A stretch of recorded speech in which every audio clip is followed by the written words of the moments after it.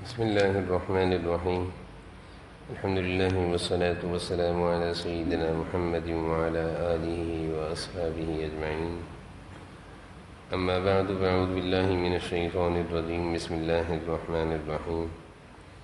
اتل ما أوحي إليك من الكتاب وأقم الصلاة إن الصلاة تنهى عن الفحشاء والمنكر ولذكر الله أكبر والله يعلم ما تصنعون. صدق الله مولانا العظيم. اللهم صل على سيدنا ومولانا محمد وعلى آل سيدنا ومولانا محمد وبارك وسلم. اللهم صل على سيدنا ومولانا محمد وعلى آل سيدنا ومولانا محمد وبارك وسلم.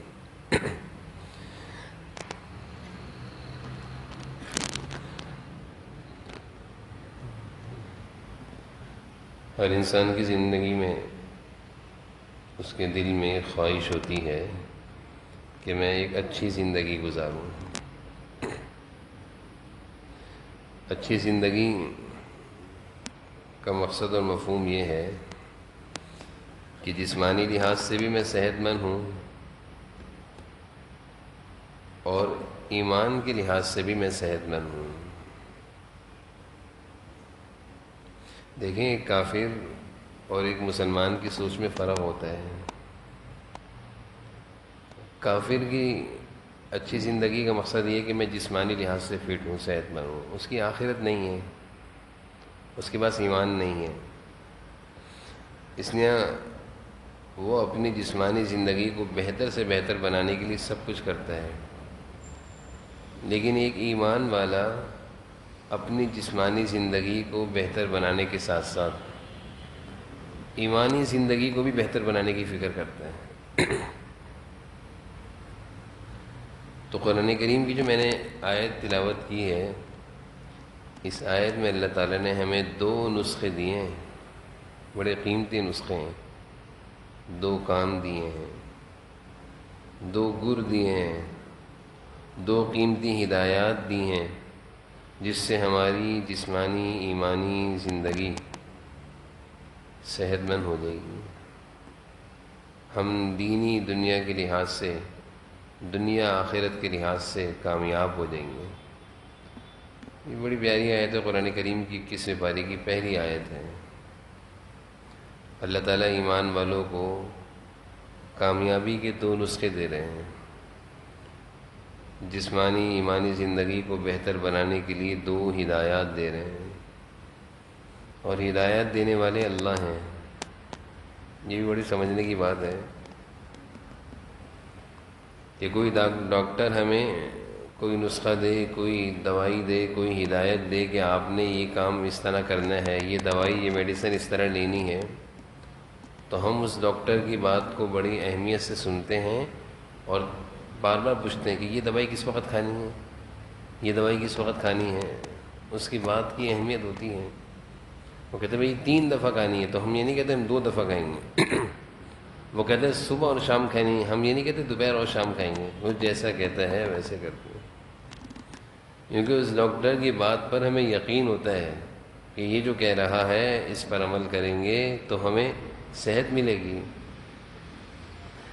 اللہ رب العالمین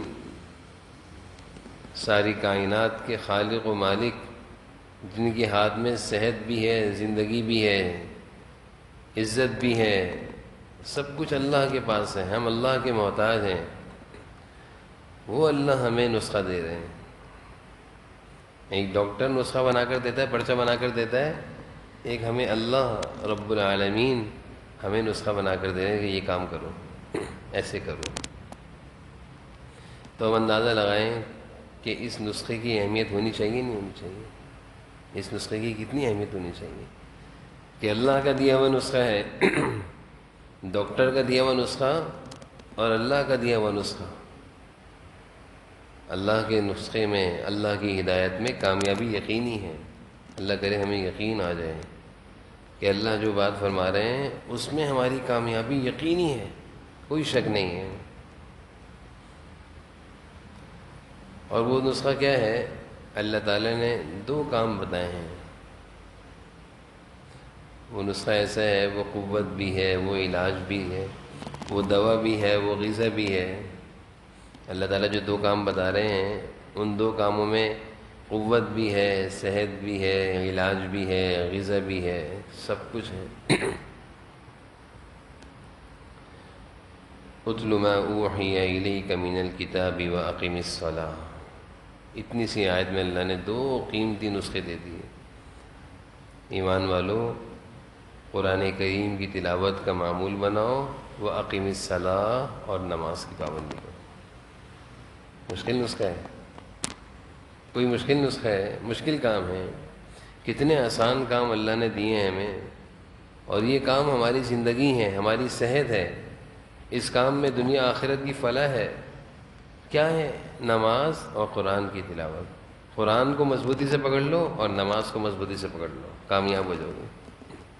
بے شمار احادیث ہیں، بے شمار احادیث ہیں، جن احادیث میں جناب نبی کریم صلی اللہ علیہ وسلم اپنی امت کو یہی سمجھا رہے ہیں کہ نماز نہ چھوڑنا، نماز نہ چھوڑنا۔ دنیا سے تشریف لے جا رہے ہیں آپ صلی اللہ علیہ وسلم، دنیا سے تشریف لے جا رہے ہیں، جاتے جاتے آخری نصیحت کیا ہے آپ کی زبان مبارک سے؟ یہ حدیث ہے، بخاری شریف کی روایت ہے، الصلاۃ الصلاۃ۔ جناب نبی کریم صلی اللہ علیہ وسلم کی زبان مبارک سے آخری وقت میں الفاظ کون سے نکل رہے ہیں؟ الصلاۃ، نماز۔ میری امت نماز مت چھوڑنا، میری امت کے لوگوں نماز مت چھوڑنا۔ الصلاۃ، الصلاۃ کے الفاظ ہیں، اندازہ لگائیں کہ کتنی ضروری ہے نماز، اور ہم سب سے زیادہ نماز میں کوتاہی کرتے ہیں۔ ہمارے ایک دوست ہیں، مسجد میں آتے ہیں، اپنے بچے، ان کے بچے بھی ماشاءاللہ بڑے بڑے بچے آتے ہیں، بڑے اہتمام سے آتے ہیں۔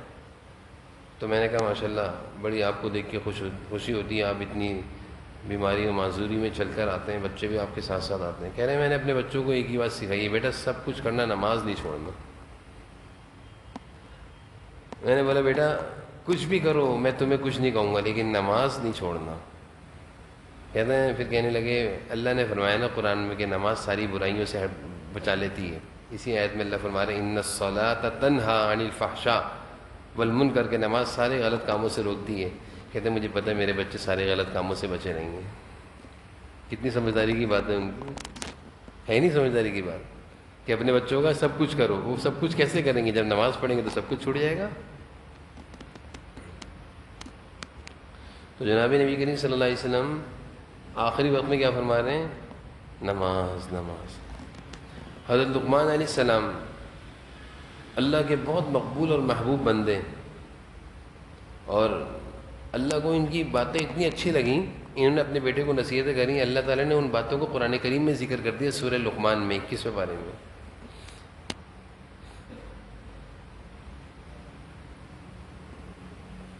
رنگ کے کالے تھے، غلامی کی زندگی تھی، اللہ والے تھے، نیک تھے، اللہ نے بہت مقام دیا ان کو۔ کام کیا تھا ان کا؟ مزدوری کیا کرتے تھے باغ میں۔ حضرت لقمان پر بڑی کتابیں لکھی ہیں، تفاسیر میں ان کا بڑا تذکرہ ہے، جب قرآن میں ان کا تذکرہ آ گیا تو اب کیا رہ گیا۔ ان کے دوست ایک دفعہ ان کے پاس آئے کہ لقمان تم تو ہمارے ساتھ کھیلا کرتے تھے، ہمارے ساتھ گھوما کرتے تھے، تم تو ہماری طرح کے عام آدمی ہو، غلام ہو، کالے ہو، لیکن آج تمہاری باتیں سننے کے لیے اتنے سارے لوگ بیٹھتے ہیں۔ حضرت لقمان علیہ السلام جب کوئی باتیں کرتے تھے ان کی باتیں نصیحت والی ہوتی تھیں، تو لوگ ان کی باتیں سنا کرتے تھے۔ اندازہ لگائیں ان کی باتوں کو اللہ نے قرآن میں ذکر کر دیا۔ 21ویں پارے میں ایک سورت اللہ نے لقمان کے نام سے رکھ دی۔ تو ان کے دوست نے پوچھا کہ تمہارے اندر ایسی کیا بات ہے جو اتنا بڑا مقام مل گیا کہ لوگ تمہاری باتیں سنتے ہیں؟ تم تو ہمارے ساتھ کھیلا کرتے تھے، ہمارے ساتھ گھوما کرتے تھے۔ حضرت لقمان علیہ السلام نے زبان پکڑی، اس زبان کی حفاظت نے مجھے یہ مقام دیا ہے، اس زبان کی میں بولتا نہیں ہوں۔ خاموش رہتے تھے۔ خاموش رہنا بہت بڑی خوبی ہے۔ تو کہنے لگے مجھے زبان کی حفاظت نے اللہ نے مقام دیا۔ تو اپنے بیٹے کو نصیحت کر رہے ہیں، اللہ وہ نصیحت قرآن میں ذکر فرما رہے ہیں۔ کیا نصیحت کر رہے ہیں؟ یا بنی اقیم الصلاۃ، یا بنی اقیم الصلاۃ، اے میرے بیٹے نماز مت چھوڑنا۔ اللہ نے اس بات کو بھی قرآن میں ذکر کر دیا، یا بنیا اقیم الصلاۃ۔ سورہ مدثر میں اللہ تعالیٰ نے جہنمیوں کا تذکرہ کیا ہے۔ سورہ مدثر میں جہنمی جب جہنم میں چلے جائیں گے تو ان سے جہنم کے فرشتے پوچھیں گے ما سلککم فی سقر، کہ تم لوگ جہنم میں کیوں آئے ہو؟ جہنم کے باہر جو فرشتے ہوں گے پہرے پر، تو جہنم میں نکلنا چاہے گا وہ واپس اس میں دھکا دے دیں گے۔ اور آج بھی میں نے درس میں آپ کو بتایا تھا نا فرشتوں کا تذکرہ۔ تو سورہ مدثر میں جہنمیوں سے فرشتے ایسے پوچھیں گے ما سلککم فی سقر، یہاں تک کیوں پہنچے بھائی؟ جیسے کوئی بیمار ہو کہ تمہیں شوگر کیوں ہوئی ہے، نوبت کیوں آئی شوگر کی، تم میٹھا مت کھاتے تھے کیا؟ تو جہنمی بھی جہنمی سے پوچھیں گے فرشتے ما سلککم فی سقر، پتہ ہے وہ کیا جواب دیں گے؟ جواب سنیں، قالوا لم نک من المصلین، ہم نماز نہیں پڑھتے تھے۔ اندازہ ہو رہا ہے نماز کیا چیز ہے؟ اندازہ لگائیے کہ نماز کیا چیز ہے، نماز کیا چیز ہے۔ حضرت ابراہیم علیہ السلام اپنے بیٹے اسماعیل کو اور اپنی اہلیہ حضرت ہاجرہ کو اللہ تعالیٰ کے حکم پر مکہ کی زمین پر اس وقت چھوڑا جبکہ وہاں پہ کچھ بھی نہیں تھا، جنگل تھا، پہاڑ تھے، آب زمزم کا کنواں بھی نہیں تھا، اس وقت وہاں چھوڑا۔ حضرت ہاجرہ کہنے لگیں حضرت ابراہیم علیہ السلام سے کہ بھائی اس ویرانے میں چھوڑ کے جا رہے ہو، کس کے سہارے پہ چھوڑ کے جا رہے ہو؟ میں ایک عورت ذات ہوں، ایک معصوم سا میرا دودھ پیتا بچہ ہے، یہاں پہ کھانے پینے کی کوئی چیز نہیں ہے، میں کیسے زندگی گزاروں گی؟ حضرت ابراہیم علیہ السلام کو اللہ تعالیٰ کی طرف سے آزمائش تھی۔ یہ آزمائش تھی، قرآن کریم میں سب ذکر ہے۔ حکم تھا چھوڑنا ہے، بولنا نہیں ہے۔ آزمائش سخت ہے نا، اب اندازہ لگائیں، بیوی ہو، معصوم سا بچہ ہو، انسان سوچتا ہے یار۔ حضرت ہاجرہ پوچھنے لگی بھائی کس کے سہارے چھوڑ کے جا رہے ہو؟ چپ، کوئی کھانے پینے کا تو بندوبست کر جاؤ۔ چپ، پریشان ہو گئی حضرت ہاجرہ، پوچھنے لگی، اپنے سوال کا انداز تبدیل کیا، کیا آپ کو ایسا کرنے کا اللہ نے حکم دیا ہے؟ اللہ امرنی، کیا اللہ نے آپ کو ایسا کرنے کا حکم دیا ہے؟ حضرت ابراہیم علیہ السلام نے گردن اٹھا دی، بس بولنے کی اجازت نہیں تھی اللہ کی طرف سے۔ ہاں مجھے اللہ نے حکم دیا۔ حضرت ہاجرہ کا ایمان دیکھیں اللہ پر، اس خاتون کا ایمان دیکھیں، کہنے لگی اذن لا یضیعونی، پھر تو اللہ ہمیں ضائع نہیں کریں گے۔ جب اللہ نے آپ کو کرنے کا کہا ہے کہ ایسا کرو تو اللہ پھر ہمیں خالی نہیں چھوڑیں گے۔ حضرت ابراہیم علیہ السلام اپنی اہلیہ کو، اپنے بچوں کو وہاں چھوڑ کر جا رہے ہیں، اللہ سے دعا کیا کر رہے ہیں؟ کیا دعا ہونی چاہیے؟ ان کی حفاظت فرمانا، ان کی جان کی حفاظت فرمانا، ان کی مال کی حفاظت فرمانا، درندوں سے بچانا، جنگل ہے، انسانوں کے شر سے بچانا، اے اللہ کھانے پینے کا انتظام کر دینا، یہ دعا کرنی چاہیے تھی نا۔ سنیں کیا دعا کر رہے ہیں، ربنا لیقیموا الصلاۃ، اللہ ان کو نمازوں کی پابندی کی توفیق دینا۔ پہلی دعا کر رہے ہیں نماز، پھر اس کے بعد کہیں اللہ ان کے کھانے پینے کا بھی انتظام کر دیجیے گا، لیکن پہلی دعا کیا کری؟ نماز۔ میں یہ بتانا چاہ رہا ہوں کہ اللہ تعالیٰ نے جو ہمیں نسخہ دیا ہے نا، میں وہ نسخہ سمجھا رہا ہوں آپ کو۔ اتل ما اوحی الیک من الکتاب واقم الصلاۃ واقم الصلاۃ۔ یہ نماز کتنی اہم ہے۔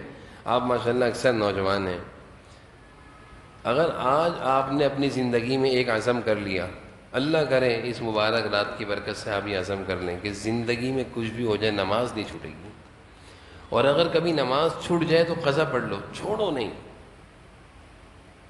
اللہ تعالیٰ کے سامنے جو ایمان والا اس حال میں پیش ہوا کہ اس کے ذمہ نماز نہیں ہے، اللہ تعالیٰ اس کے اور گناہ معاف فرما کر جنت میں بھیج دیں گے۔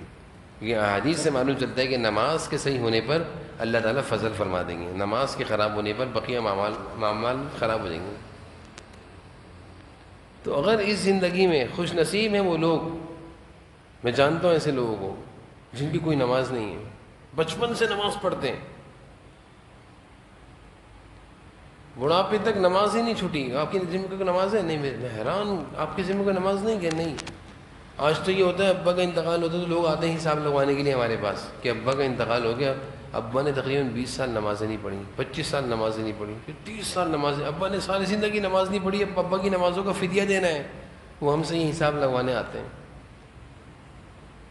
تو فدیہ دینے سے نماز کا جو عذاب ہے وہ تو نہیں ٹلے گا نا, نماز چھوڑنے کا جو عذاب ہے وہ تو نہیں ٹلے گا. اللہ تعالیٰ پوچھیں گے کیوں نہیں پڑھتے تھے نماز, کہ فدیہ دینے سے ہم کیا ابا کو عذاب سے بچا لیں گے؟ کیسے بچائیں گے بھائی؟ تو بڑا مسئلہ ہے. میں پھر آگے بڑھ کر کہتا ہوں کہ اگر آپ لوگ چاہتے ہیں کہ زندگی میں ہمیشہ کامیابیاں آپ کے قدم چومیں, جس جگہ آپ ہاتھ ڈالیں وہ اللہ تعالیٰ اس مٹی کو سونا بنا دے, کوئی ناکامی آپ کے راستے میں نہ آئے, تو یہی نماز ہے, یہی نماز ہے.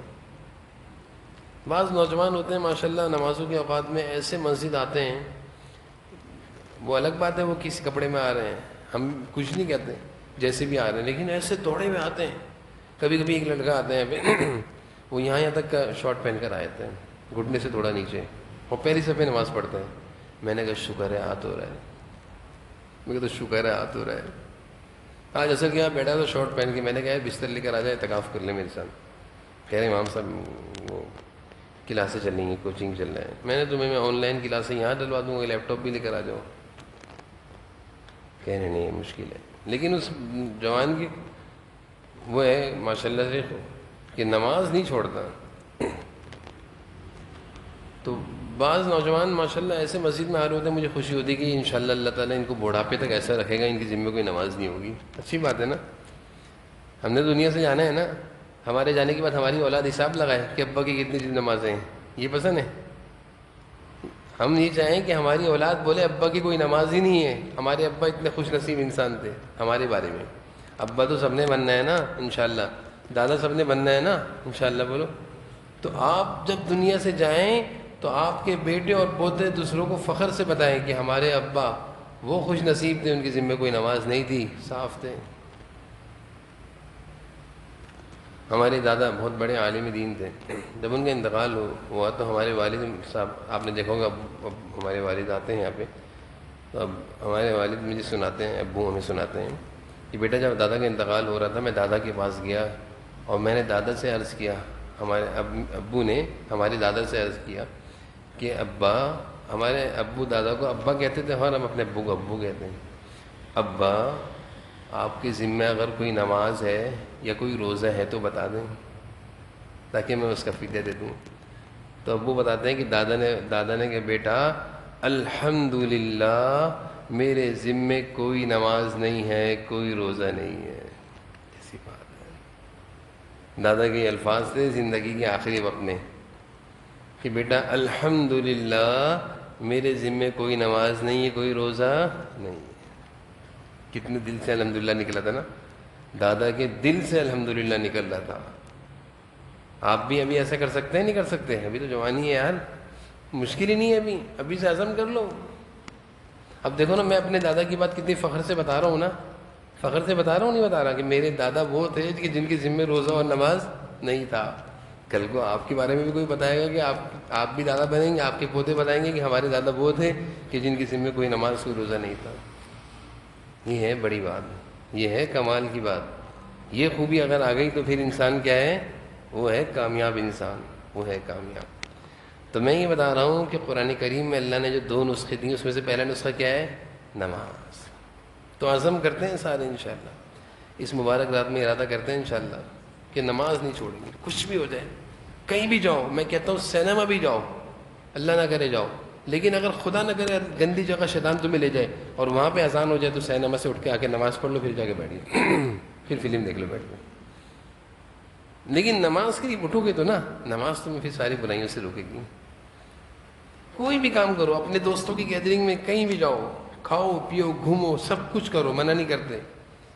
میں کہتا ہوں گھومیں آپ, ساری آؤٹنگ گیدرنگ سب دوستوں کے ساتھ کریں, لیکن جب دوستوں کے بیچ میں کہیں اذان کی آواز آ جائے نا تو سب کچھ چھوڑ کے اڑ جائے کرو, یار نماز پڑھ لو. کیا مطلب حی علی الصلاۃ کا مفہوم کیا ہے بتائیے؟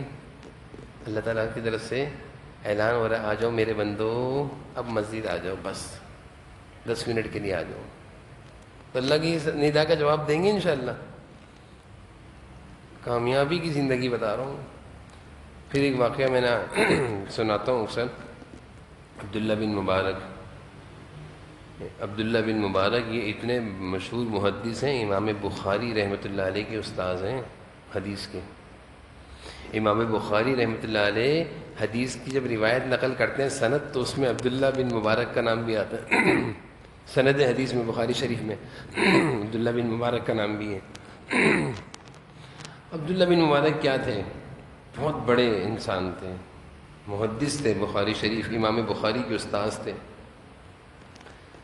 دن بھر بخاری حدیث کا درس دیا کرتے تھے، دن بھر حدیث کا درس دیا کرتے تھے. اور شاگرد کون تھے؟ امام بخاری جیسے.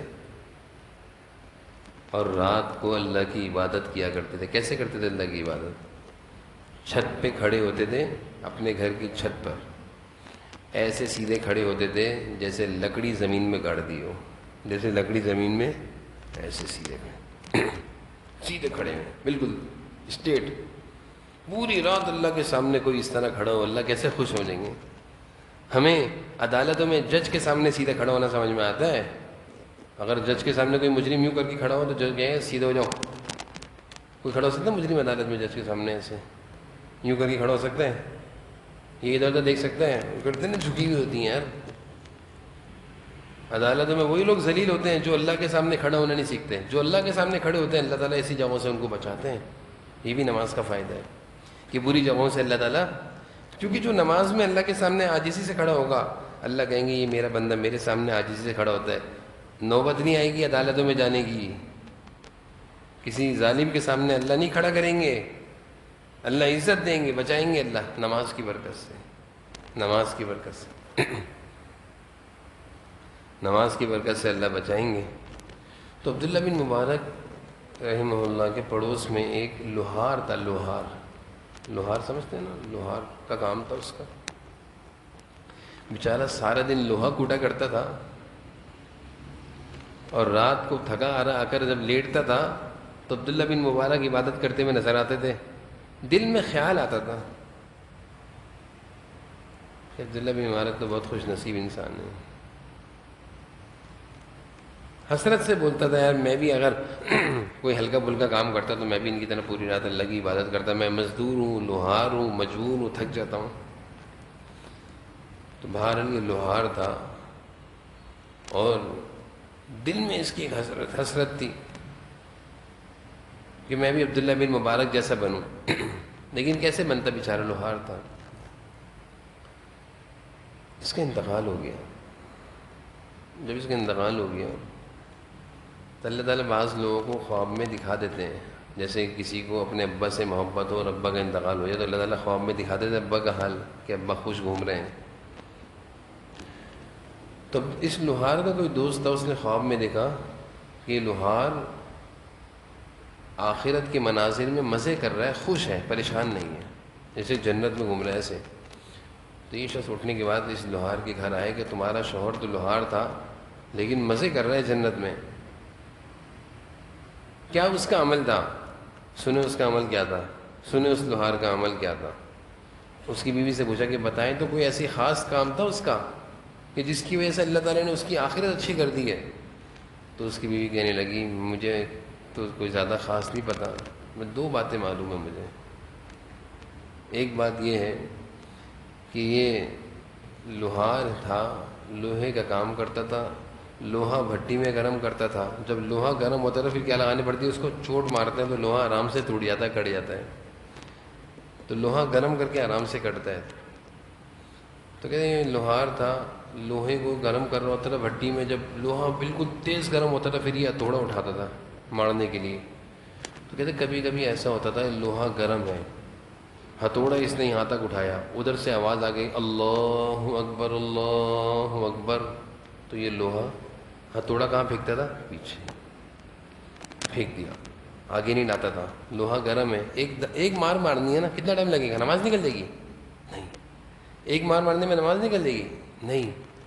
یہ کہتے رہے نہیں اب اللہ کا حکم آ گیا کہ میرے پاس آ جاؤ، اب میں ایک چوٹ بھی نہیں ماروں گا، اور اسی طرح ہتھوڑے کو پیچھے پھینکتا تھا اور لوہا کو کہتا رہا میں دوبارہ گرم کر لوں گا اگر، اسی طرح چھوڑتا تھا، سب کام چھوڑ چھاڑ کے اللہ کے گھر جا کر نماز پڑھتا تھا۔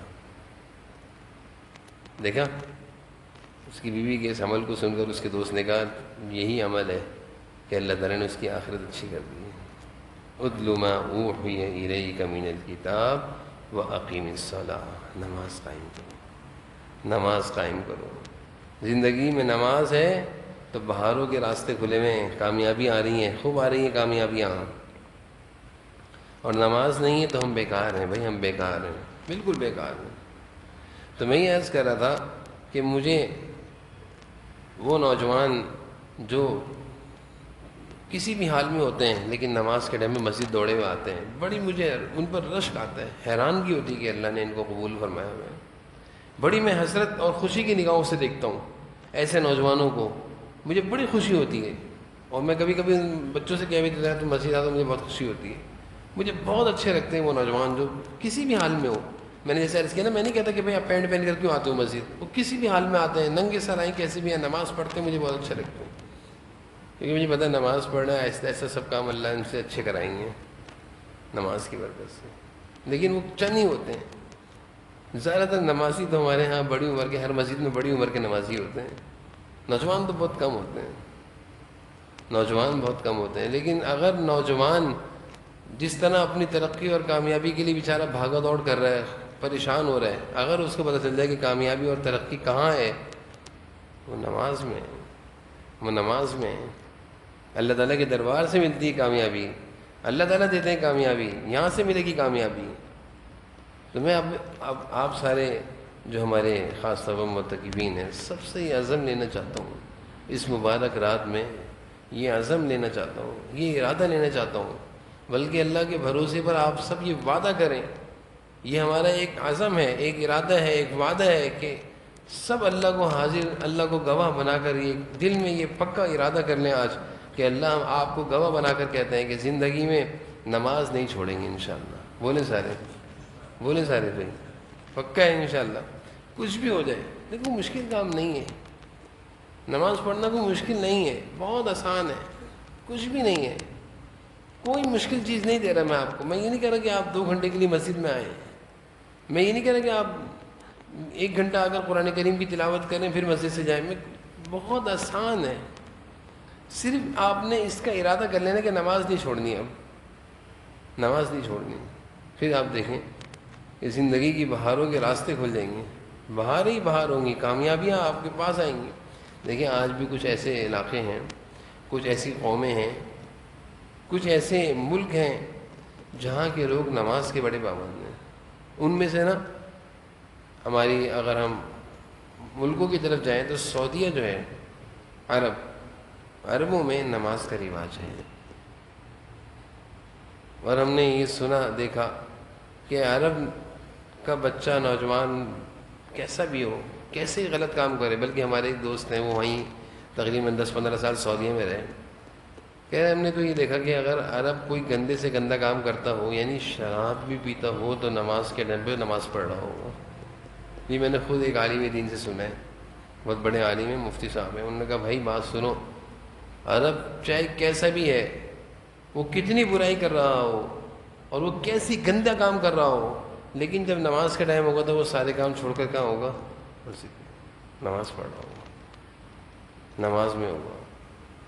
تو نماز ایسی ہونی چاہیے، نماز سے رابطہ تعلق کہ کچھ بھی ہو جائے ہم نماز میں اللہ کے سامنے حاضر ہوں، اللہ کے سامنے حاضر ہو جائیں۔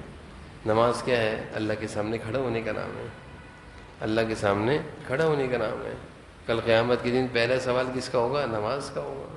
نماز صحیح تو سب صحیح، اور بالکل اللہ نہ کرے نماز خراب تو سب کچھ خراب۔ اس لیے اپنی نمازوں کو اچھا بھی کرنا ہے، نمازوں کی پابندی بھی کرنی ہے، اور جیسے میں نے عرض کیا کہ بس اب اعتکاف میں اور اس مجلس میں اور اس مبارک رات میں اور تاخرات میں آپ سب نے ہم سے یہ وعدہ لے لیا، کر لیا اللہ کو گواہ بنا کر کہ زندگی میں سب کچھ چھوٹ جائے گا، نماز نہیں چھوٹے گی، نماز پڑھنی ہے، نماز کا اہتمام کریں گے۔ تو جب ہم نماز کا اہتمام کرنا شروع کریں گے تو اللہ کے بتائے ہوئے 2 نسخوں میں سے ایک نسخے پر عمل ہو گیا، اللہ تعالیٰ نے 2 نسخے دیے ہیں نا قرآن کریم میں، کامیابی کے 2 نسخے ہیں، ایمانی جسمانی زندگی کی صحت کے لیے اللہ تعالیٰ 2 نسخے دے رہے ہیں۔ ایک نسخے پر عمل ہو گیا، کوئی مشکل نسخہ تو نہیں ہے نا، کوئی کڑوا نسخہ تو نہیں ہے نا بھائی، کوئی دوائی پانی سے تو نہیں پینی نا بھائی، کوئی مشکل تو نہیں ہے، بہت آسان سا نسخہ ہے، بس ایک ارادہ کرنا ہے، اللہ سے دعا بھی کرنی ہے، اللہ تعالیٰ سے دعا بھی کرنی ہے کہ اللہ ہم نے ارادہ کیا اب اس پر ہمیں پاک پاک، تو ایک نسخہ ہو گیا آپ کا، اور وہ کیا ہے؟ نماز۔